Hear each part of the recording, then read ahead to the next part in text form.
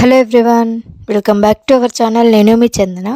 Today recipe వచ్చేసి బీరకాయ egg. So దానికోసం నేను ఒక గిన్నె పెట్టేసుకుని ఆయిల్ వేసుకున్నాను. ఆయిల్ వేడయ్యాక ఆవాలు, జీలకర్ర, ఆనియన్, పచ్చిమిర్చి, కరివేపాకు వేసుకొని కొంచెం సేపు మూత పెట్టుకుని మగ్గించుకున్నాను.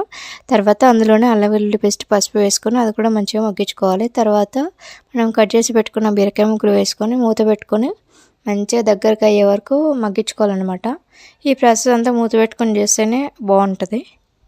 సో ఇప్పుడు ఇంకా కొంచెం దగ్గర రావాలన్నమాట కర్రీ అంతా కూడా. అప్పుడు మనం ఇలా 4 భాగాలుగా చేసేసుకొని అందులో ఒక్కొక్క ఎగ్ వేసేస్తాను అనమాట, అట్లా సపరేట్ చేసేసుకొని.